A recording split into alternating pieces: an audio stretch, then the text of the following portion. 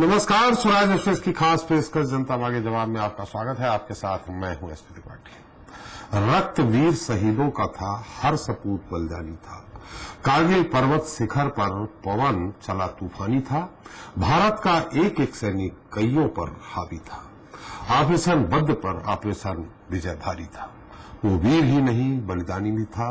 विजय दिवस की शौर्य पताका देने वाला अभिमानी था। सबसे पहले हम सभी कारगिल युद्ध में शहीद हुए जांबाज वीर सपूतों को स्वराज एक्सप्रेस की तरफ से नमन करते हैं। जी हां, भारतीय जांबाजों ने अपने पराक्रम और खून से इस देश की अखंडता को जिंदा रखा है और दुनिया के सामने अपने शौर्य के कई आयाम स्थापित किए हैं। कई बार दुश्मनों ने इस देश को तोड़ने की कोशिश की, लेकिन सीमा पर तैनात मां भारती के सपूतों ने हर बार उनके नापाक मंसूबों को नाकाम किया। ऐसी ही एक जंग साल 1999 में हुई, जब कारगिल की दुर्गम चोटियों पर घुसपैठियों के भेष में बैठी पाकिस्तानी सेना ने हमला शुरू कर दिया।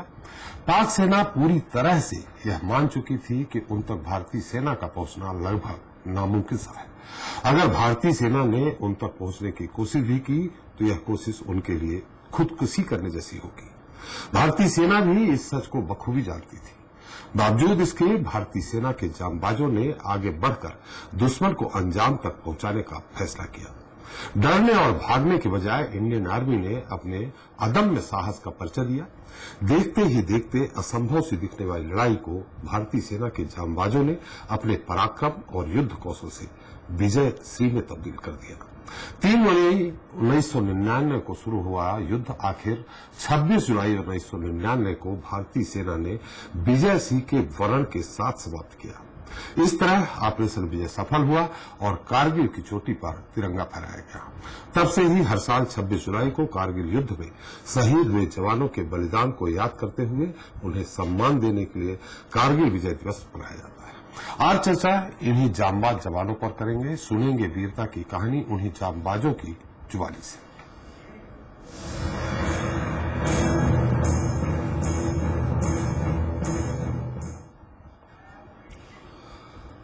तो आजादी के बाद से भारत और पाकिस्तान के बीच वैसे तो 3 युद्ध हो चुके हैं।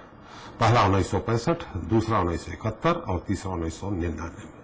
लेकिन सबसे भयानक और लंबा चलने वाला युद्ध था कारगिल वार, जो 1999 में हुआ था। कारगिल की लड़ाई को जमीन पर लड़ी गई अब तक की सबसे मुश्किल लड़ाइयों में से एक माना जाता है। भारत ने पाकिस्तान के खिलाफ तीनों युद्ध जीते हैं, लेकिन कारगिल विजय दिवस कारगिल युद्ध में भारत की जीत भारतीय जवानों को श्रद्धांजलि और उनकी वीरता को नमन करने के लिए मनाया जाता है। ये दिन भारतीय सेना के हर उस जवान को समर्पित है जिन पर हर हिंदुस्तानी को गर्व है। हम आज चर्चा उसी कारगिल युद्ध की कहानी पर करेंगे, जिसको आज 25 साल पूरे हो चुके हैं। हम अपनी इस रिपोर्ट के माध्यम से आपको संक्षिप्त में कारगिल युद्ध के बारे में बताने जा रहे हैं। तो देखिए हमारी खास रिपोर्ट। कारगिल की कहानी, जाबाजों की जुबानी। जी हाँ, कश्मीर से कन्याकुमारी तक देश के कोने कोने में गूंजती शौर्य और साहस की ये गाथा उन सूरवीरों की है जिन्होंने अपनी जान की परवाह न करते हुए देश के लिए हंसते हंसते कारगिल युद्ध में अपने प्राणों की आहुति दे दी। आज से ठीक 25 साल पहले भारत के वीर सपूतों ने पाकिस्तानी सैनिकों के नापाक मंसूबों को पस्त करते हुए कारगिल की चोटियों पर तिरंगा फहराया था। 26 जुलाई की यह तारीख इसलिए भी ऐतिहासिक है क्योंकि इसी दिन ऑपरेशन विजय सफल हुआ था। इस ऑपरेशन के जरिए भारतीय सैनिकों ने जम्मू कश्मीर स्थित कारगिल के उन इलाकों पर दोबारा फतह हासिल की थी जिन पर पाकिस्तानी सैनिकों और आतंकवादियों ने घुसपैठ कर कब्जा कर लिया था। दरअसल कारगिल युद्ध की शुरुआत 1971 में भारत पाकिस्तान के बीच हुए युद्ध से हुई थी। इस युद्ध के बाद पूर्वी पाकिस्तान एक स्वतंत्र देश के रूप में सामने आया, जिसे बांग्लादेश के नाम से जाना जाता है। दोनों देशों के बीच की ये लड़ाई यहीं खत्म नहीं हुई। सियाचिन ग्लेशियर पर अपना हक स्थापित करने के लिए दोनों देशों में लड़ाई चलती रही और वक्त के साथ दोनों देशों के बीच दुश्मनी बढ़ती गई। हालांकि इस दुश्मनी को शांतिपूर्वक विराम देने के लिए फरवरी 1999 में भारत और पाकिस्तान के बीच लाहौर डिक्लेरेशन नाम का समझौता हुआ, जिस पर दोनों ही देशों ने दस्तखत भी किए। लेकिन इसके बावजूद समझौते की अवमानना करते हुए पाकिस्तानी सैनिकों और आतंकवादियों ने जम्मू कश्मीर के उत्तरी कारगिल में स्थित भारत की लाइन ऑफ कंट्रोल पर घुसपैठ कर कब्जा कर लिया। भारतीय सैनिकों को इस घुसपैठ की खबर मई 1999 में लगी, जिसके बाद भारतीय सेना ने ऑपरेशन विजय लॉन्च किया। पहाड़ों की हड्डियां गला देने वाली ठंड में भी भारतीय सैनिक डटे रहे और मई 1999 से जुलाई 1999 तक ये ऑपरेशन जारी रहा। आखिरकार 3 महीनों के तनाव और संघर्ष के बाद 26 जुलाई 1999 को भारतीय सेना पाकिस्तानी सेना और आतंकवादियों को खदेड़ने में कामयाब हुई। इस तरह ऑपरेशन विजय सफल हुआ और कारगिल की चोटी पर तिरंगा फहराया गया। तब से ही हर साल 26 जुलाई को कारगिल युद्ध में शहीद हुए सेना के तमाम जवानों और अधिकारियों के बलिदान को याद करते हुए उन्हें सम्मान देने के लिए कारगिल विजय दिवस मनाया जाता है। वहीं प्रधानमंत्री नरेंद्र मोदी ने कारगिल विजय दिवस के 25 साल पूरे होने पर द्रास में आयोजित कार्यक्रम में शहीदों के पराक्रम को नमन किया। इस दौरान उन्होंने पड़ोसी मुल्क पाकिस्तान को बड़ा संदेश देने के साथ ही विपक्ष पर भी जमकर प्रहार किया। कारगिल की विजय ये किसी सरकार की विजय नहीं थी। कारगिल की विजय ये किसी दल का विजय नहीं था। ये विजय देश की थी। ये विजय देश की विरासत है। कारगिल में 84 दिनों तक चले युद्ध में भारत ने अपने 674 जवानों को खोया, जबकि 1363 जवान घायल हुए। कारगिल शहीदों में से 4 को परमवीर चक्र, 10 को महावीर चक्र और 70 को उनके साहस के लिए वीर चक्र से सम्मानित किया गया। कारगिल विजय दिवस देश की एकता और देशभक्ति का प्रतीक है। वहीं कारगिल युद्ध में शहीद हुए जवानों की वीरता भरी कहानी देशवासियों के लिए प्रेरणा है, जो मुश्किल वक्त में वतन के लिए उनके कर्तव्य की भावना जगाती रहेगी। मयंक शुक्ला, स्वराज एक्सप्रेस। तो इस मुद्दे पर चर्चा करने के लिए हमारे साथ मौजूद हैं रिटायर्ड कर्नल डॉक्टर बी वत्स जी, जो कारगिल योद्धा हैं। रिटायर्ड कर्नल संजय सिंह तोमर जी हैं, वो भी कारगिल योद्धा हैं। आप दोनों लोगों का स्वराज एक्सप्रेस की तरफ से बहुत बहुत स्वागत है, आपको सैल्यूट है। हमारे साथ कारगिल युद्ध में सुनीता शहीद की बहन भी है, जो सुनील जंग की बहन है, और वो भी है साथ में। लव कुमार मिश्रा है वरिष्ठ पत्रकार, जिन्होंने कारगिल युद्ध की रिपोर्टिंग की थी उस दौरान। लव जी, मेरी आवाज आ रही है आपको?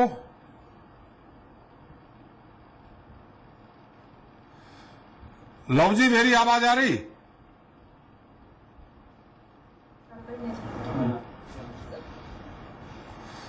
लव मिश्रा जी, मेरी आवाज आ रही है आपको?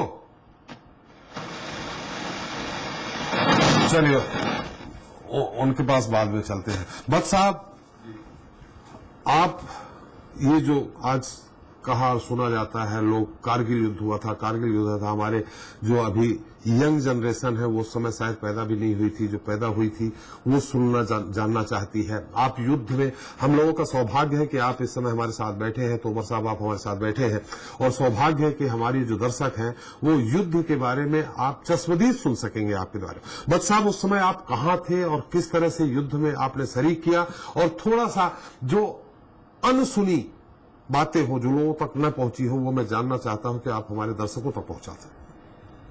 बस साहब, मैं एक माउंटेन ब्रिगेड का ब्रिगेड मेजर था जी। ब्रिगेड मेजर का काम बड़ा इम्पोर्टेंट इसलिए होता है कि वो पूरी ब्रिगेड यानी तकरीबन 5,000 जवानों के 5,000 जवानों की ऑपरेशंस को प्लान करता है, और उस प्लान्ड ऑपरेशंस पर जवान अटैक करके दिए हुए इलाके को कब्जा करते हैं, उस पर जी। अपना हक जमाते हैं जी।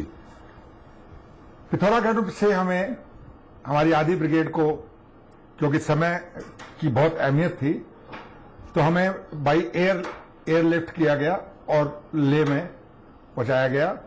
बाकी हमारा जो हैवी इक्विपमेंट था वो बाई रोड आया।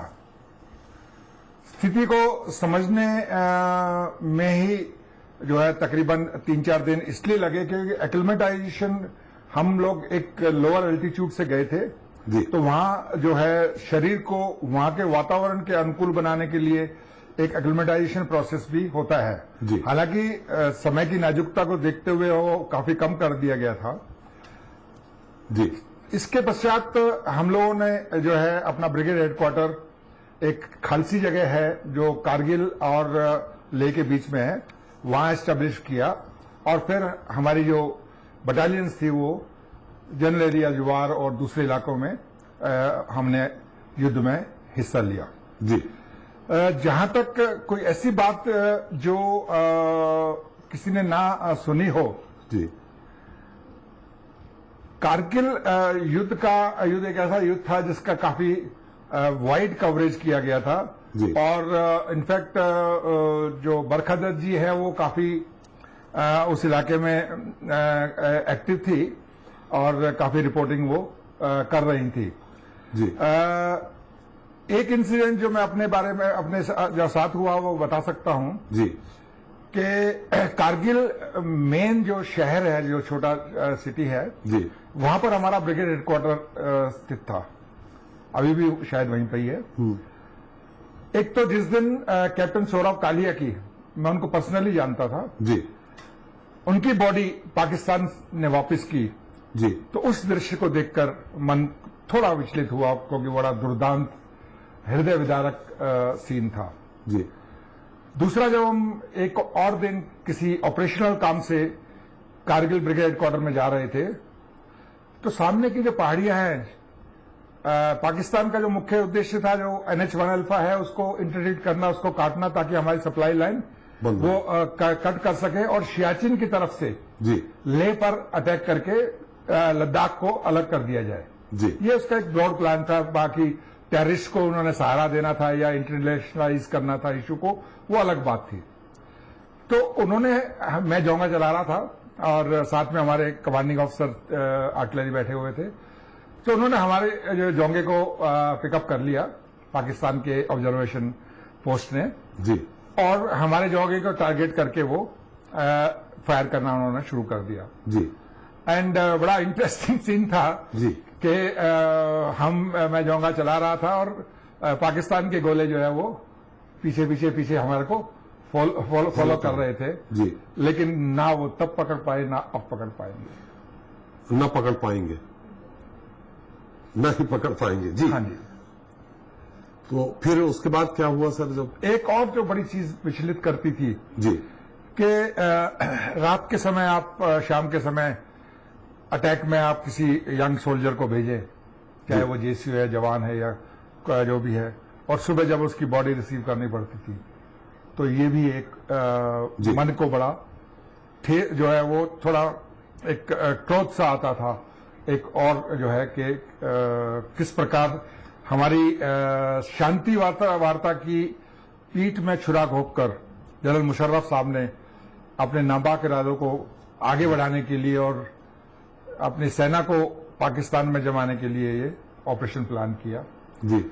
लेकिन ये भी सत्य है कि हाई एल्टीट्यूड एरिया में, उच्च तुंगता वाले इलाके में, जी। जिस प्रकार से हमारे सैनिकों ने और खासतौर से जूनियर लीडरशिप ने जी। अपने जज्बे से, अपने जोश से, जी। अपनी ट्रेनिंग से इतने कम समय में इतनी विषम परिस्थितियों के होते हुए भी, जहां की आप 10 कदम 15 कदम चले जी। तो आपको रुकना पड़ता था, क्योंकि हवा के अंदर में ऑक्सीजन की मात्रा काफी कम थी। जी। कोई आड़ नहीं थी, कोई पेड़ नहीं था, दुश्मन ऊपर बैठा हुआ था। जी। अगर वहां से वो पत्थर भी गिराता था तो वो पत्थर भी एक बड़ा हथियार बन जाता था। जी। तो उन सभी विषम परिस्थितियों के होते हुए भी और कम समय के अंदर में, जितने कम समय के अंदर में हमने विजय हासिल करी है, आज भी बहुत बड़े बड़े देशों की मिलिट्री हिस्ट्री में उनके सैनिकों को, उनके ऑफिसर्स को इस युद्ध के बारे में बताया जाता है, पढ़ाया जाता है और सिखाया जाता है कि किस प्रकार हाई एल्टीट्यूड एरिया में लड़ाई जाएगी। एक और चीज बड़ी इंपॉर्टेंट जो अभी आजकल हमारे परिप्रेक्ष्य में भी आ रही है, जी। अगर आपने कभी ध्यान दिया हो कि हालांकि पाकिस्तान का चाइना के साथ मिलकर एम था कि वो सियाचिन के एरिया से अटैक करके लेह को अलग करे, लेकिन चाइना ने जब कुछ दिन में ही देख लिया कि हमारे जवान किस मिट्टी का बना हुआ है, किस जज्बे के साथ में है, किस ट्रेनिंग के साथ में है, तो उसने कारगिल वॉर के अंदर किसी भी प्रकार का इंटरफेयर करने का, चाहे वो डिप्लोमेटिक तरीके से, चाहे पॉलिटिकल तरीके से, चाहे मिलिट्री तरीके से, उसमें दखल अंदाजी करने की हिमाकत नहीं की। ये एक बहुत महत्वपूर्ण इशू है जिसे अब चाइना बहुत अच्छी तरह समझ गया है, गलवान के बाद तो खास तौर से। जी, हम आपके पास फिर आएंगे और बहुत सारी चीजें जानना चाहेंगे। हमारे साथ तोमर जी हैं, लेकिन हमारे साथ शहीद सुनील जंग की माताजी और बहन जुड़ चुकी है हमारे साथ। माताजी, आपको मेरी आवाज आ रही है? जी सर, आ रही है। आपको मैं नमन करता हूं पूरी तरह से। हम सुनील जी जो हमारे जांबाज सिपाही रहे हैं इस देश के, वो शहीद हुए, मैं उनको भी एक बार नमन करता हूं। हमारी बहन सुनीता जी भी, उनकी बहन साथ में है, उनको भी मैं सुनीता जी, आपको भी आवाज आ रही मेरी? जी जी, गुड इवनिंग सर। आपको भी नमन है। मैं आपके पास जल्दी ही बहुत सारी बातें करने आऊंगा, लेकिन हमारे साथ इस समय कर्नल, उस समय कारगिल युद्ध में रहे कर्नल बत्त साहब हैं और कर्नल तोमर साहब हैं। तभी कर्नल बत्त साहब से मैंने बात की। अभी कर्नल तोमर साहब से भी जानना चाहूंगा कि कारगिल युद्ध के दौरान वो कहां पदस्थ थे और किस तरह उन्होंने लड़ाई लड़ी। उसके बाद आपके पास ही आ रहा हूं। जी तोमर साहब, मैं आपसे भी जानना चाहूंगा कि उस समय आप कहां पदस्थ थे, किस तरह थे, किस तरह लड़ाई लड़ी, कुछ ऐसे पल जो हमारे दर्शक नहीं जानते हो। पढ़ने को बहुत सारा मिला कारगिल युद्ध के बारे में। जैसे बत्त साहब ने भी कहा कि बहुत ब्रॉड तरीके से उस समय रिपोर्टिंग हुई जो पढ़ने को मिल गई, लेकिन फिर भी ऐसी बहुत सारी बातें होंगी जो लोगों को नहीं पता होंगी।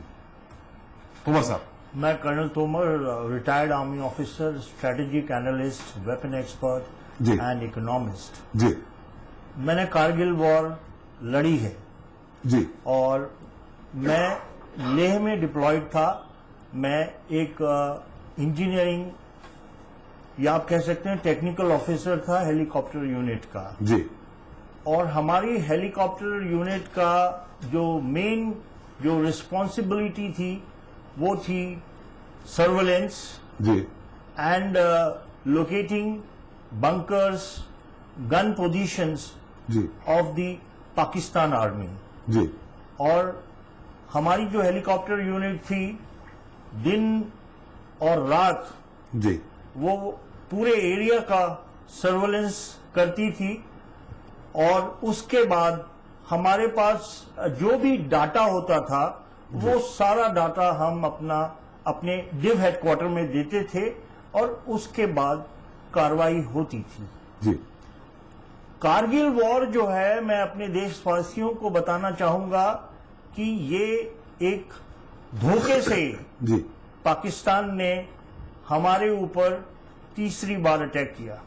जी तो ये एक बहुत ही सीरियस मैटर है। और उसके पहले हमारे प्रधानमंत्री ने लाहौर डिक्लेरेशन किया था फॉर पीस। जी उसके बाद जो पाकिस्तान का जो आर्मी चीफ है मुशर्रफ, ये सारा जो था कारगिल वॉर उनका गेम प्लान था। तो जो कारगिल हाइट्स है, बटालिक हाइट्स हैं, ये सारी जो हाइट्स को धोखा देके पाकिस्तान आर्मी ने कैप्चर कर लिया। जी ये बहुत ही डिफिकल्ट जगह है और ये उन चोटियों पे जाके बैठ गए। उसके बाद जब हमें मालूम चला कि पाकिस्तान आर्मी हमारे इन हाइट्स पर है, तब हमने ये विजय, ऑपरेशन विजय हमने लॉन्च किया। जी जिसको कि मैं ये बताना चाहूंगा कि पाकिस्तान आर्मी ऊंचाइयों में थी और हमको नीचे से ऊपर जाना है। हाँ। और जो हमको युद्ध करना है उसकी जो हाइट है वो है 14,000 फीट, जी 16,000 फीट। यहाँ पे ऑक्सीजन की बहुत कमी होती है और बहुत ठंडा होता है यहाँ पर। जी तो हमको नीचे से ऊपर जाना है और हमारे जो ट्रूप्स है उनको अपना वेपन लेके जाना है, एम्यूनिशन लेके जाना है, फर्स्ट एड किट लेके जाना है और ऊपर जाके दुश्मन के साथ हमको युद्ध करना है, जो कि एक बहुत मुश्किल काम था। जी लेकिन हमारी आर्मी की जो ट्रेनिंग है, हमारे जो ट्रूप्स हैं, हमारे जो ऑफिसर्स हैं, हमारे जो जेसीओज हैं, वो इतने टफ हैं, इतने करेजियस हैं कि उन्होंने ये युद्ध किया और हमारे 600 जवानों ने अपना बलिदान दिया।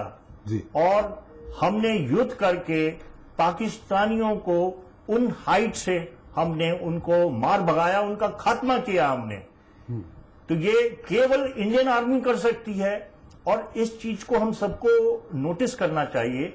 इसको मैं बोलता हूं फर्स्ट वंडर ऑफ वॉर। देखिए, आमने सामने आप युद्ध कर सकते हैं जी, आप मिसाइल अटैक कर सकते हैं, हवाई हमला कर सकते हैं, बट एक लोअर हाइट से एक हायर हाइट में जाके युद्ध करना, और वहां पे ऑलरेडी एनिमी उसने अपने बंकर्स बनाए हुए हैं, उसके पास आर्टिलरी है, उसके पास एयर सपोर्ट है, और हमको नीचे से ऊपर अटैक करना है, विच वॉज वेरी डिफिकल्ट, और वो केवल इंडियन आर्मी ही कर सकती है।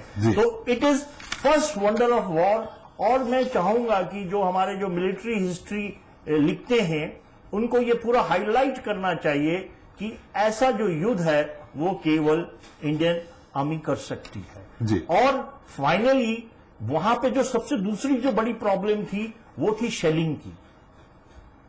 इतनी शेलिंग वहां पे हो रही थी कि उस पूरे इलाके में कभी भी आपको कोई सा भी शेल आके लग सकता था। उसके बावजूद हमारी आर्मी ने वहां लड़ाई की और हमने ये युद्ध जो है जीता हमने वहां पर। जी, अभी और भी बहुत सारी बातें आपसे करेंगे।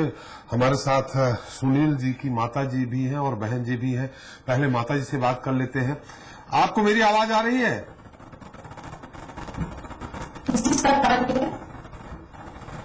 जी, थोड़ा। सुनील निश्चित तौर पे शौर्य की जीवित कहानी लिख के चले गए, और वो जो जीवित कहानी लिख के चले गए उसके पहले के हम बारे में जानना चाहते हैं। क्या सुनील शुरू से ही आर्मी में जाना चाहते थे? आपने उनको पाला पोसा बड़ा किया और देश का सपूत बनाया।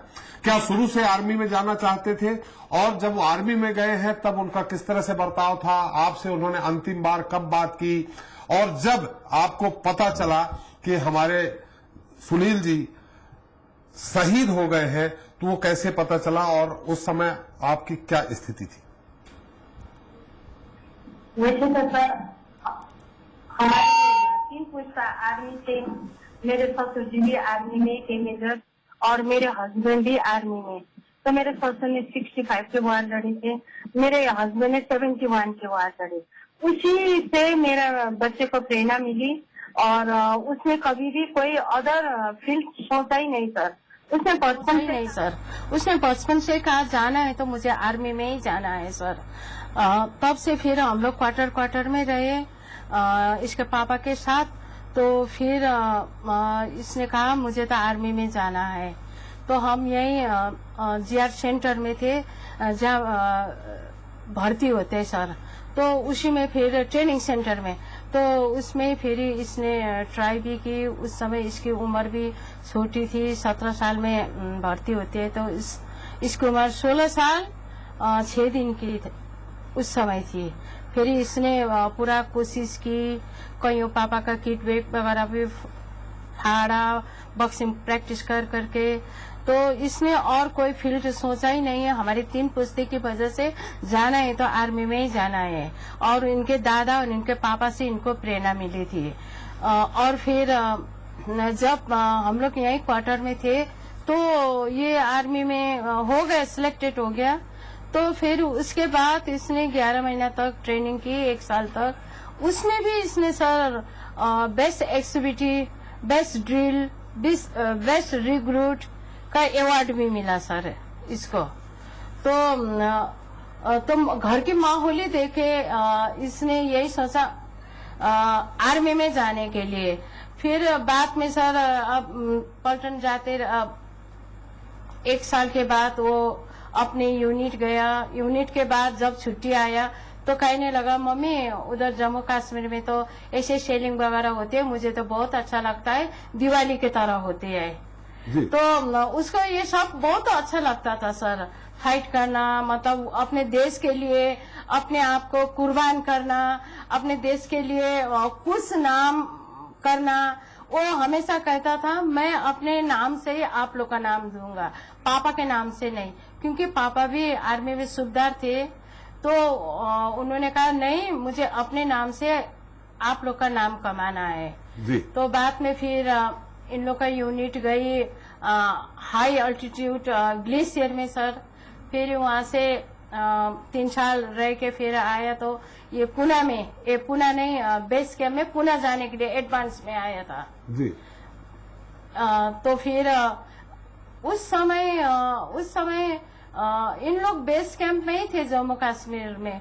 तो फिर उस समय इन लोग को पता चली कि ऊपर माउंटेन पर कुछ हरकत हो रही है जी। तो फिर इन्हीं लोग को ऊपर भेजा सर, क्योंकि इन लोग को क्लाइमेट भी सूट थी। पुणे तो गए ही नहीं सर इन लोग, बस उन लोग को वहीं पर भेजा। जी। तो कईयों दिन इन लोग ने फाइट की वहाँ पर, हाथ हथियार भी वैसे ही होगी। शायद कितने दिन की राशन पानी थी वो खा लिए, बाद में इन लोग का राशन पानी भी खत्म हो गया, बर्फ खा खा के लड़ा इन लोग। फिर उसके बाद सुनील ये वो सिग्नल में भी था सर, उनको डायरेक्शन भी राइट डायरेक्शन देनी पड़ती थी उसको जी। तो फिर उसने खबर मतलब सिग्नल देते देते उसने 25 बम भी फोड़े कारगिल में सर जी। जी। तो फिर उसके बाद 15-16 दिन वहाँ लड़ते लड़ते वो शहीद हुआ सर। और कई ऐसे यादें भी है सर।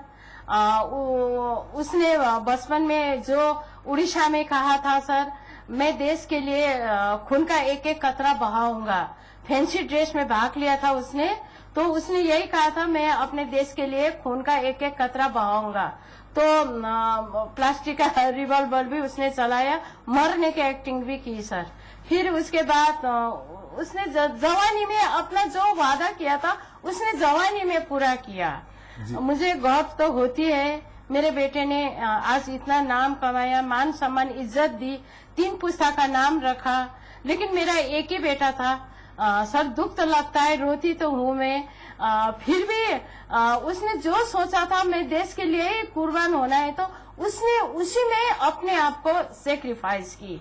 जब जाते जाते भी कारगिल वार में जाते जाते भी इनने अपने दोस्त को कहा था, चलो यारो, चलो भाइयों, चलेंगे हम लड़ाई लड़ने चलेंगे, देखा जाएगा मरे या बचे कोई ऐसी बात नहीं है, लेकिन हम जीत के आएंगे, जीत के ही जाएंगे।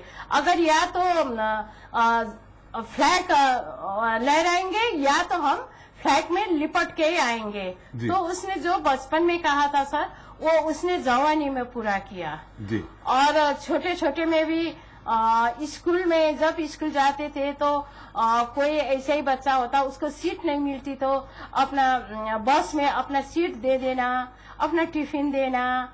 कोई हैंडीकैप बच्चा हो तो उनके लिए किसी के साथ थोड़ा बहुत डिस्कशन करना और अपना शर्ट खोल के देना, किसी का शर्ट थोड़ा मैला होता अब शर्ट खोल के देना। ऐसे कईयों ऐसे यादें है सर।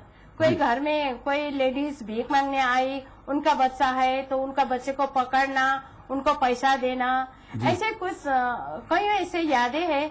लेकिन सर उसने देश के लिए बचपन से 5-6 साल से उसने सोचा था, उसने जवानी मैला होता अब शर्ट खोल के देना। ऐसे कईयों ऐसे यादें है सर।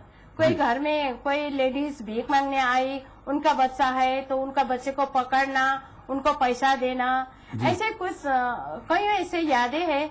लेकिन सर उसने देश के लिए बचपन से 5-6 साल से उसने सोचा था, उसने जवानी में अपने आप को कुर्बान करके अपने देश को माता जी थोड़ा मैं जानना अपना वचन पूरा किया। माता जी मैं जानना चाहूंगा, 3 मई 1999 को युद्ध शुरू हुआ था जो 26 जुलाई तक जाके खत्म हुआ। जी सर।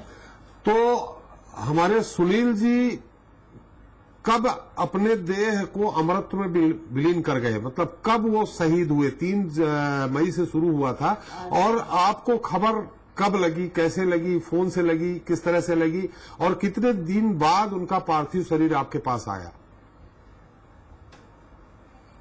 सर वैसे तो ये कारगिल लड़ाई के बारे में मैंने इधर उधर कोई आर्मी से ही सुनी थी। उन लोग ने कहा कहीं वहाँ पर कुछ हलचल हो रही है, तो हमारी यूनिट भी अभी वहीं पर है। पुणे में तो गई नहीं, एडवांस तो वहीं पर है। कहीं हो सकता हमारी यूनिट भी गई होगी, तो मैंने ये मई में सुनी थी सर। फिर बाद में फिर तो सर मेरा दिल भी थोड़ा बहुत घबरा गया, कहीं मेरे बेटे का लेटर भी नहीं आया, कुछ भी। उस समय तो लेटर आती थी, फोन उन थी ने, तो फिर लेटर भी नहीं, मैं बहुत ज्यादा घबरा गई। फिर बाद में पता चली तो इन्हीं लोग ऊपर गए थे सर जी। ये हमारे एडवांस कोई ऊपर भेजा था जी। तो उसी समय सर अब इन लोग का अच्छा खाना पीना भी, लास्ट में तो खाना पीना भी खत्म हो गए और 10-12 दिन लड़ते लड़ते और बर्फ खा खा के लड़े। और फिर कहते भी है इन लोग ने अपने आप को वहीं पर अपने आप को सेक्रीफाइस की थी। और मुझे यहाँ बोलने भी आए थे, कई लोग आए, ऐसा ऐसा हुआ आपका बेटे का, लेकिन कोई बोल नहीं पाए क्योंकि मैंने कहा इतने दिन से तो लेटर नहीं आया, आप बता देना वहां जाके ये लेटर क्यों नहीं भेज रहा है। तो बाद में फिर मेरे हस्बैंड को यही सेंटर से कोई अफसर वगैरह कई लोग आए, फिर उन्हीं लोग ने सुनील को बताया कि सुनील ऐसा ऐसा हुआ है। सर मुझे तो मतलब एकदम से मैं वो हो गई, बेहोश ऐसी हो गई, लेकिन रोना धोना मुझे कुछ नहीं पता सर, मैं एकदम से बेहोश हो गई थी सर जी। फिर उसके बाद मुझे उठाया, 4-5 घंटे के बाद मेरी होश आई, लेकिन मुझे यकीन ही नहीं हुआ सर, यकीन नहीं हुआ। फिर सर उस समय मैंने सुनी तो थी वहाँ पर है दिल्ली में, मैं रोज टीवी देखती थी, दिल्ली में कहीं ऐसे डेड बॉडी लाई, तो मैं वो डेड बॉडी देखती थी, लेकिन मुझे पता नहीं थी कि उस डेड बॉडी में मेरा भी बेटा का डेड बॉडी हो वहाँ पर। मैं रोती थी, देखती थी, लेकिन पता नहीं थी कि उस समय मेरा बेटा का भी डेड बॉडी है। फिर बाद में सर ये सब पता होने के बाद तो फिर घर में ऐसे ही हलचल हुई और 2-3 महीने के पहले ही मेरे बेटा छुट्टी काट के गया था, तो उसने कहा था तो मम्मी हम मई जून में आएंगे, सामान वामान पैक करके रखना, फिर घर जाना है। हमने सामान वामान पूरा पैक करके रखी थी, लेकिन सर वो तो आया नहीं, बस आया तो उसको डेड बॉडी और तिरंगा में लिपट के आया। फिर यही सुन के मेरी छोटी बेटी भी मतलब उसको शौक हुआ, वो भी थोड़ा कोमा में जैसे चली गई सर, फिर उसको भी हॉस्पिटल ले जाना पड़ा। कईयों ऐसे याद है सर, दुख तो लगता है, इतनी छोटी सी उम्र में 16 साल में वो भर्ती हुआ था, 19 साल में उसने अपने देश के लिए अपने आप को कुर्बान दी। मुझे भी लगता है कभी कभी सर, मेरा एक ही बेटा था, 2 बेटियां, लेकिन लगता है देश की सेवा से बढ़कर और कौन सा सेवा हो सकता है। बिल्कुल माता जी, बिल्कुल सही कहा। सुनीता जी आप बहन है उनकी, हम आपके पास फिर से आते हैं और ये जानना चाहेंगे अंतिम बार आप अपने भाई से कब मिली और राखी कब बांधी थी। हम आएंगे आपके पास। निश्चित तौर पर हमारे साथ लव मिश्रा जी हैं। लव जी, आपने कारगिल युद्ध, टाइम्स ऑफ इंडिया में रहते हुए आप वहां आपने कारगिल युद्ध कवर किया था। कैसा सीन था जब आप जाते थे फील्ड में? जैसा अभी हमारे बत्स साहब ने बताया कि कई टीवी रिपोर्टर्स वहां पहुंचते थे, कई ऐसे भी जगह पहुंचने का प्रयास किया टीवी रिपोर्टरों ने कि जहां इनकी अपनी गुप्त मीटिंग चलती थी, वहां भी जाने का प्रयास किया, लेकिन हमारे जो भारतीय सैनिक के जो ऑफिसर्स हैं, उनने हमारे जितने रिपोर्टर्स हैं उनको सहयोग भी काफी किया। आपको किस तरह सहयोग मिला आर्मी ऑफिसरों से और किस तरह की आपने रिपोर्टिंग की और क्या देखा आपने? लव जी।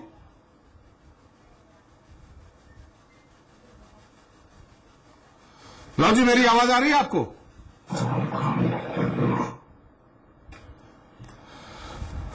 लगता है लव जी तक नहीं पहुंच। एक बार बस साहब फिर आपसे हम जानना चाहेंगे, कोई ऐसा मानविक, जैसा कि आपने कहा कि एक बॉडी जो लौटाई थी, एक नचिकेता जी भी हमारे जो विंग कमांडर थे वो वहां उनके गिरफ्त में आ गए थे, वो किस तरह से छूटे? और कोई आपका आसपास का जो शहीद हुआ हो जिसको देख के आप कभी विचलित हुए हो बस साहब? और क्या जिस कैंप में आप थे वहां भी जैसा कहा जाता है कि जो आप लोगों के कैंप थे वो पाकिस्तानी गोला वहां भी आके गिरते थे, कई कैंपों को उन्होंने ध्वस्त किया, वो क्या कहानी है? शेलिंग जैसा पहले बताया गया कि काफी होती थी जी। शेलिंग ना केवल पाकिस्तान की तरफ से, लेकिन यहां कहना बड़ा उचित होगा कि हमारी बोफोर्स गन ने हमारी आर्टिलरी ने, हमारे तोपखाने ने जिस प्रकार पाकिस्तानी सेना के रीढ़ की हड्डी को तोड़ा, उससे के कारण ही हम इतने कम समय में सफलता हासिल कर सके। जी। बोफोर्स के जो गन है वो काफी एक्यूरेट गन है। एयरफोर्स का इस्तेमाल हम बहुत कम कर रहे थे क्योंकि एयरफोर्स रेजर एज जो हाइट्स थी उस पर पीजीएम प्रिसीजन गाइडेड एम्यूनिशन जो लेजर बॉम्ब्स वगैरह होते हैं काफी कॉस्टली होते हैं। उनका इस्तेमाल करने के बाद में ही हम जो है वो बंकर्स पर पहुंच सकते थे।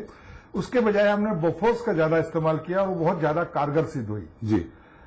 जिस इलाके को हम कैप्चर करना चाहते थे उस रात उस इलाके पर उससे पहले 2000, 3000, 5000 बॉम्ब्स जो है वहां पर गिराए जाते थे और जब वहां पर बॉम्ब जाकर फटते थे तो हम लोग जो है बड़े फख्र से कहते कि आज दिवाली वहां मनेगी। जी।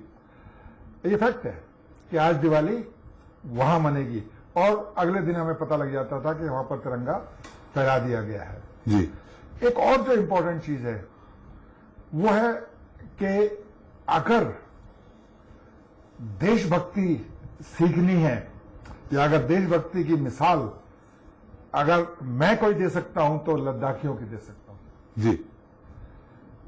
उन्होंने एडमिनिस्ट्रेटिवली हमारा इतना सपोर्ट किया। हम लोग एक्यूमुलेटाइज बहुत कम थे। जी। हमारा सांस बहुत जल्दी चढ़ जाता था जवानों का और अपना वेट कैरी कर रहे हैं, एम्यूनिशन कैरी कर रहे हैं, तकरीबन 28 केजी वेट हो जाता था। वो लोग उसी इलाके के थे तो जो एक्स्ट्रा एम्यूनिशन था, एक्स्ट्रा राशन था, एक्स्ट्रा जो चीजें थी वो बड़े बड़े लोग, बड़े बड़े रिच लोग, पढ़े लिखे लोग, प्रोफेसर्स वो कैरी करते थे हमारे साथ में। जी। और बिना किसी लोभ लालच के। जी।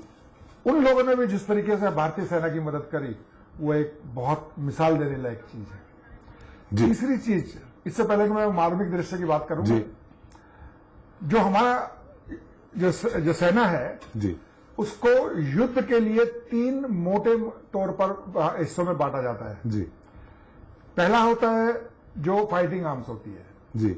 जो फाइटिंग आर्म्स है वो दुश्मन के कांटेक्ट में रहती है, आमने सामने रहती है, जैसे इन्फेंट्री है, मैकेनाइज्ड इन्फेंट्री है, आर्मर्ड कोर है। जी। दूसरा युद्ध क्षेत्र में तो होती है लेकिन फाइटिंग आर्म को सपोर्ट करती है, उसको सपोर्टिंग आर्म कहते हैं। जैसे कि सिग्नल्स हो गया, इंजीनियर्स हो गया, ये जो है वो सपोर्टिंग आर्म, आर्टिलरी है वो हमारे को सपोर्ट करती है। और तीसरा होता है सपोर्टिंग फाइटिंग आर्म और सपोर्टिंग आर्म को मदद देने के लिए सर्विसेज। जी। Army supply corps, army ordnance corps जो राशन, रसद, हथियार, एम्यूनिशन, ईएमई, जो व्हीकल्स के बारे में, ट्रैफिक कंट्रोल के बारे में, सीएमपी, ये होते हैं जो युद्ध क्षेत्र में नहीं होते लेकिन युद्ध क्षेत्र में, युद्ध में हमारे को किसी तरह की कमी ना हो वो उसका ये बंदोबस्त रखते हैं। जी। उस युद्ध में मैंने देखा कि किस प्रकार से तीनों जो सर्विसेज, तीनों जो कंपोनेंट है इंडियन आर्मी के, वो एक साथ मिलकर काम कर रहे हैं। जी। अगर हमें फाइटिंग आर्म को एज ए ब्रिगेड मेजर अगर मुझे किसी चीज की जरूरत पड़ती थी तो वो तुरंत हमारे को मुहैया कराई जाती थी।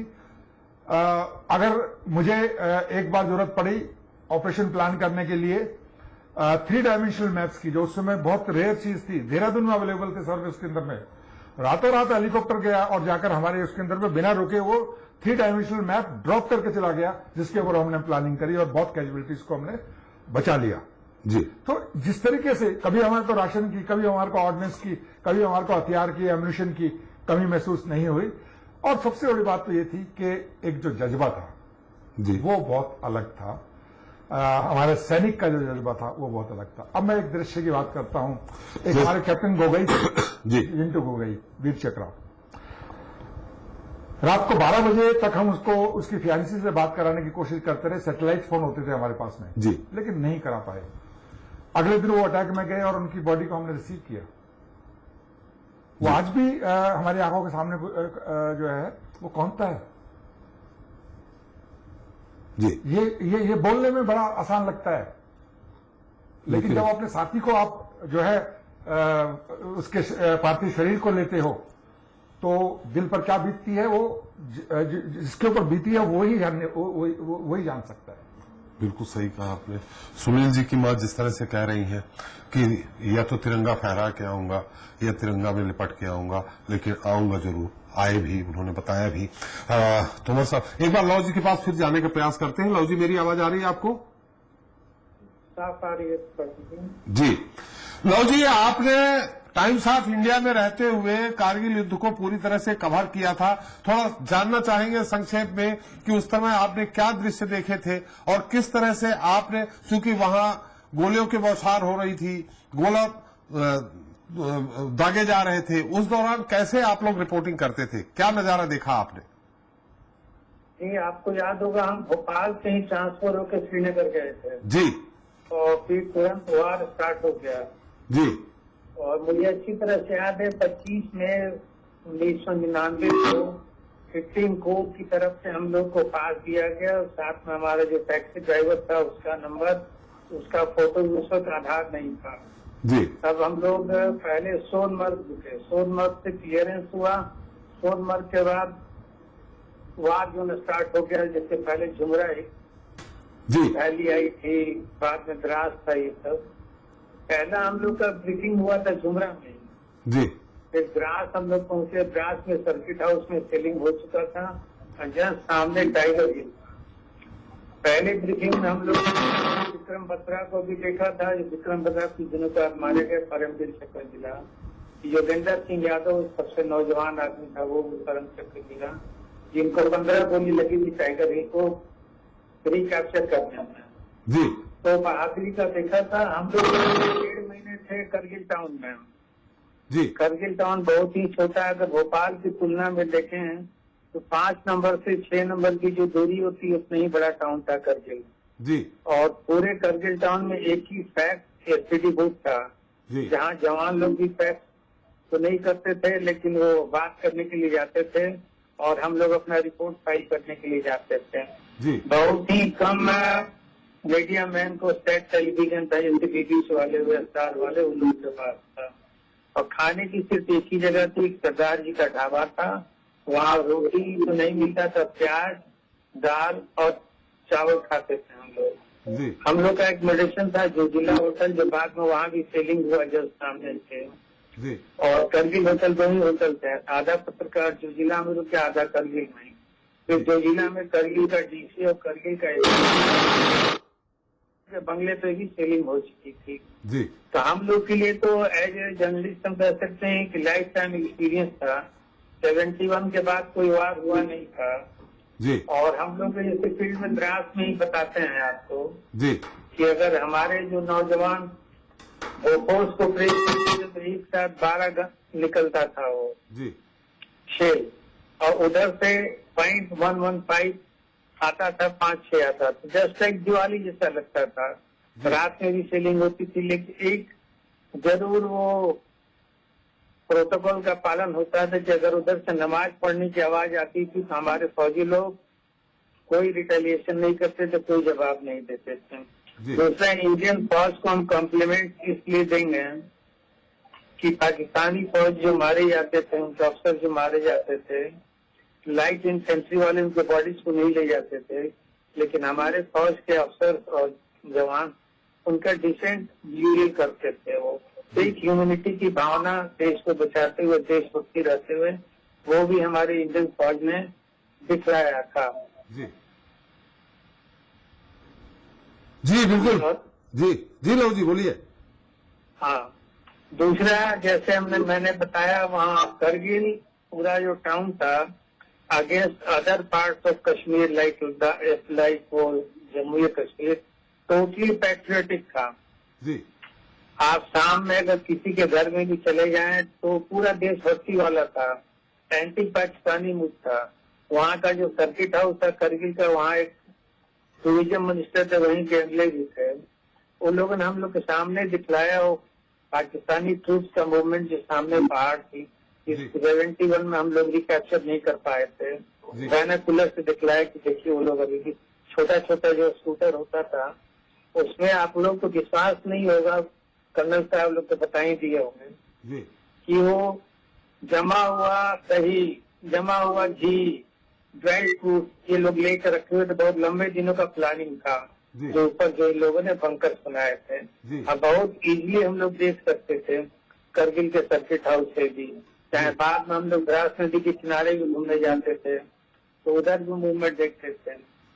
जी तो ये सब कोई नया चीज आजकल की शायद जनरेशन में जर्नलिस्ट को नहीं पता होगा। जी तो हम लोगों ने देखा है एकदम लाइव, तो बहुत बड़ा लाइफ टाइम अचीवमेंट ये माने हैं। दूसरा, जैसे मैंने एसटीडी बूथ के बारे में बताया, करगिल टाउन में एक ही एसटीडी बूथ था मार्केट के ऊपर। जी तो जो हम जिस जवान को नेक्स्ट पे जाना है अपना पहाड़ी पर चढ़ने के लिए, वो बेचारे लोग फोन करने के लिए आते थे अपने रिश्तेदारों को।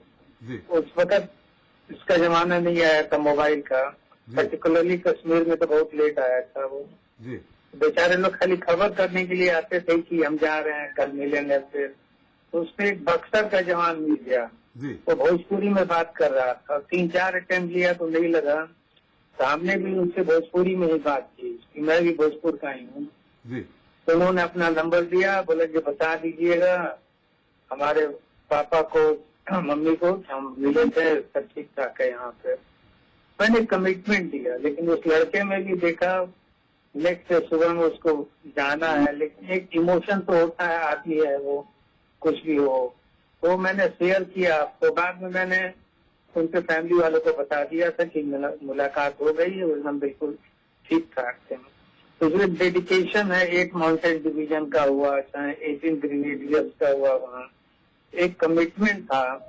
जो लड़ाकू फन बोलते हैं वो है। ये लोग वार करने के लिए कर्नल साहब ने बताया भी होगा, जी राजा रामचंद्र जी के जय बोल के लोग चढ़ाई करने जाते थे। टाइगर हिल का तो मुझे अच्छी तरह से याद है, पूरा का पूरा कॉन्वॉय जा रहा था, ये लोग का पैदल ही जा रहा था। राजा रामचंद्र जी की जय।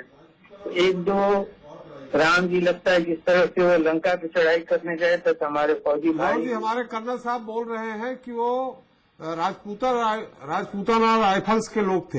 हाँ वही राजपूतान, जी उनका राजपूताना राइफल्स। हाँ, उनका वार कराई है ये। जी चलो जी जी वो एक स्पिरिट था, वो लंका पे चढ़ाई करने जा रहे हैं, वैसा लोग आवाज करते हुए जा रहे। तो वार कराई जो बोलते हैं वो वार कराई था उनका वो। जी जी लो जी हमारे साथ है शहीद सुनील जंग, जो 19 साल में शहीद हो गए थे इसी लड़ाई में, और जो सबसे पहले भारतीय सेना का जत्था ऊपर चढ़ रहा था उस जत्थे में थे वो। उनकी माता जी हमारे साथ हैं, उन्होंने अपनी बात बताई है। उनकी बहन भी हमारे साथ हैं, सुनीता जी हैं। सुनीता जी से जानते हैं। सुनीता जी, आप उस समय कितनी बड़ी थी जब आपको पता चला कि आपके भाई इस देश के लिए अपनी जान दे दिए हैं, शहीद हो गए हैं? Sunita ji. Good evening sir. Sir मैं शहीद सुनील जैन सिस्टर सुनीता महातो। सर जब भैया शहीद हुए थे तो आई बिलीव शायद मैं उस समय 5th-6th में ही पढ़ती थी, है ना? तो बहुत ज्यादा तो मुझे याद नहीं, बट स्टिल समवेयर हाँ याद है कि मैं 6-7 में थी। तो ऐसे युद्ध चल रहा है वहाँ पर। फिर उसके बाद तो फिर जो भी स्टोरी है फिर तो पता ही है हम सबको। इससे छोटी ही थी सर, बट भैया की जो मेमोरीज है वो तो अभी साथ में है और हमेशा ही रहेगी हम लोग के साथ। बस भैया को हर एक मोमेंट में, हर एक पल में हम याद करते हैं। और जैसे कि मम्मी ने कहा कि भैया बचपन से आर्मी में जाने के बड़े शौकीन थे, वो तो है ही। वो डेडिकेशन, वो पेशन भैया में बचपन से ही था फौज में जाने का। जैसे मेरा बैकग्राउंड ही पूरा, मेरे जो फादर है, फादर की पूरी जितनी भी मेरे चाचा ताऊ सब है वो सभी आर्मी में, तो मैं भी शायद वही पैशन भैया में भी होगा, छोटे से ही आर्मी में जाने के लिए। तो बस यही सब चीजें। जी बिल्कुल। तोमर साहब एक बार फिर आपके पास आ रहे हैं। जैसा कि हमने भी सुना, हम तो नहीं गए, हम यहाँ पढ़ते थे, मैं जर्नलिज्म करता था। एक यहाँ के भी जो मेजर अजय प्रसाद शहीद हुए थे, उनके फादर वगैरह से मिला, हम लोग यहीं इसी लेवल पे रिपोर्टिंग करते थे। सुना था कि लेजर बम, जैसा कि कर्नल साहब बत्स साहब ने कहा कि लेजर बम का काफी दिनों बाद उपयोग हुआ। हमें लगता है 1 महीने, युद्ध 3 मई से शुरू हुआ, ये जून लास्ट में या जुलाई फर्स्ट वीक में इसका लेजर बम का उपयोग हुआ। उसके बाद ही पाकिस्तानी सेना बिल्कुल नरम पड़ गई और उनको भागने को मजबूर किया। तो ऐसा क्या था कि शुरू में ही लेजर बम का उपयोग क्यों नहीं किया गया? कहा जाता था कि लेजर बम का जो उपयोग करते हैं वो जो उनने बंकर बना रखे थे उसका निशाना करके वो बंकर के अंदर तक जाके मार करता था। तो इसका उपयोग क्यों नहीं हुआ तोमर साहब शुरू से? जो लेसर जो बॉम्ब की जो टेक्नोलॉजी उस समय हमारे पास पूरी तरीके से नहीं थी। जी जब युद्ध शुरू हुआ तो उसकी जरूरत पड़ी। जी तो हमारे एयर चीफ जो थे जी उन्होंने कुछ मॉडिफिकेशन करके कुछ सिस्टम्स को अपग्रेड करके उन्होंने ये जो एलजीबी है लेसर गाइडेड बॉम्ब है उसका हमने इस्तेमाल किया। जी। लेकिन वो काफी समय निकल चुका था वॉर। जी और ये जो युद्ध है हमने ये पूरी तरीके से एक इंडियन आर्मी का युद्ध है, बिकॉज जी। इसमें नेवी का और एयरफोर्स का जो रोल है जी। वो बहुत लिमिटेड है, बिकॉज ये जो युद्ध है ये पहाड़ियों का युद्ध है। तो इसमें जो है एयरफोर्स का जो रोल है वो बहुत लिमिटेड हो जाता है। नहीं, और जब वो ऊपर थे हम नीचे थे, दिख रहा था कि वो ऊपर है तो भारी पड़ेंगे हम पे, हम निशाना नहीं साधते, हमें चढ़ना पड़ेगा वहां तक फिर लड़ेंगे। तो ऐसे में तो वायुसेना का काफी रोल हो जाता है, जैसा हम समझते हैं। आप बेहतर बता सकते हैं। वायुसेना का रोल, बट उस टाइप की हमारे पास टेक्नोलॉजी नहीं थी उस समय। जी और इसीलिए हमारे 2-3 एयरक्राफ्ट को जो है पाकिस्तान की जो आर्मी ने है उनको शूट किया, जी। जिसमें एक नचिकेता भी थे जी और एक हमारे विंग कमांडर साहब भी थे जिनके की फाइटर प्लेन को हिट किया। जी, वो फिर शहीद हो उन्होंने गए। पैरा ड्रॉप किया, फिर जी। उनको टॉर्चर करके मारा। जी तो कहने का मतलब था कि जो नेवी और जो एयरफोर्स का रोल जो माउंटेन वॉरफेयर है, बिकॉज जी। वो 100% जो युद्ध है वो माउंटेन टॉप का युद्ध है। जी तो उस टारगेट को हिट करना बिना मॉडर्न टेक्नोलॉजी के बहुत डिफिकल्ट है। तो मैं ये बताना चाहता हूं कि ये जो पूरी लड़ाई है, हमारे आर्मी चीफ जो जनरल मलिक जी। उन्होंने ये जो पूरा युद्ध प्लान किया, it was all out offensive on Pakistani troops. जी हमने उनकी जो सप्लाई लाइंस हैं, जो उनकी जो एसी है, आर्मी सप्लाई कोर है, उनकी जो ऑर्डिनेंस यूनिट्स हैं, उनकी जो एम्यूनिशन यूनिट्स हैं, उनकी जो सप्लाई लाइंस हैं, उन सबको हमने बोफोर्स और इंडियन एयरफोर्स की मदद से हमने उसको डिस्ट्रॉय किया। जी उनकी जो लॉजिस्टिक लाइन है, ये जो सारी प्लानिंग है हमारे आर्मी चीफ ने की, जनरल मलिक ने की। और उसके बाद हमारे जो इन्फेंट्री के जो ट्रूप्स हैं, इन्होंने चारों तरफ से पाकिस्तान आर्मी के ऊपर अटैक किया, जिसको हम बोल सकते हैं कि सुसाइडल अटैक किया हमने, जी जो कि एक बहुत ही डिफिकल्ट ऑपरेशन है और इसके लिए बहुत करेज चाहिए और बहुत ज्यादा ट्रेनिंग चाहिए। और मैं इसीलिए बोलता हूं कि ये एक फर्स्ट वंडर ऑफ वॉर है। और हमने लोकल ट्रूप्स का हेल्प लिया, लद्दाख स्काउट्स का हमने यूज किया है। जो वहां के जो लोकल ट्रूप्स हैं वो पहाड़ में, और वो जो उन पहाड़ियों में वहां काफी टेम्परेचर कम रहता है, वहां ऑक्सीजन की भी कमी है, बट ये जो लोकल ट्रूप्स हैं ये बहुत अच्छी तरीके से वहां पे युद्ध कर सकते हैं। So it was a completely well planned operation by the Indian army under general Malik. और उस समय एलजीबी की टेक्नोलॉजी हमारे पास पूरी तरीके से नहीं है, लेकिन आज मैं बताना चाहूंगा कि हमारे पास एलजीबी की पूरी टेक्नोलॉजी है। जी मैं थोड़ा सा जी साहब थोड़ा संक्षेप में समय हमारा कर्नल समाप्त तोमर है। साहब की बात को ही थोड़ा आगे बढ़ाऊंगा। जी स्ट्रेटेजिक तौर पर हमारी जो राजनीतिक जो लीडर्स थे, वाजपेयी साहब प्राइम मिनिस्टर थे, वो इस लड़ाई को एक लोकल वॉर के तौर पर ही रखना चाहते थे। जी वो नहीं चाहते थे कि ये लड़ाई पूरे एलओसी से इंटरनेशनल बॉर्डर या एलएसी के अंदर में जो है फैले। जी इसलिए एयरफोर्स का कम से कम इस्तेमाल करके और बोफोर्स का ज्यादा से ज्यादा इस्तेमाल करके हमने लड़ाई को जीता, नंबर 1। जी। नंबर 2, जैसे तोमर साहब बता रहे हैं कि उस समय जो एलजीबी की लेजर गाइडेड बॉम्ब्स की जो टेक्नोलॉजी थी, हमारे पास में एम्यूनिशंस भी जो है वो बहुत लिमिटेड, बहुत कॉस्टली एम्यूनिशन होता है वो, जी और लिमिटेड एम्यूनिशन था। और अगर वॉर एक्सक्लेट होती है जी तो फिर हमारे पास में हो सकता था जो उसकी सप्लाई में थोड़ा सा प्रॉब्लम हो। जब हम किसी चींटी को हाथ से मसल सकते हैं जी तो हम उसके लिए हथौड़ा क्यों इस्तेमाल करें। जी जो ऑपरेशन सफेद सागर एयरफोर्स का जो कोड जो नेम दिया गया था, जी उसका शुरू में जब इस्तेमाल किया गया तो बाद में उसको लिमिटेड कर दिया गया कि बजाय रेजर एज हाइट्स के ऊपर में अम्यूनिशन को डाल के, और हो सकता है वो एलओसी की तरफ जाए और वॉर पाकिस्तान उसको इश्यू को और इंटरनेशनलाइज करने की कोशिश करे। तो हमने बफोर्स को ज्यादा इस्तेमाल किया और बड़े कारगर तरीके से बफोर्स, इनफैक्ट एयर डिफेंस जो गन है हमारी, उन गन को भी हमने डायरेक्ट फायरिंग रोल में इस्तेमाल किया और बड़े प्रिसीजन शूटिंग से इस्तेमाल किया जी। और इसी तरीके से आप बात कर रहे थे नेवी की, नेवी का रोल भी बड़ा अहम था। अरेबियन सी के अंदर में और हिंद महासागर के अंदर में कराची पोर्ट को हमने पूरी तरीके से घेर लिया था जी।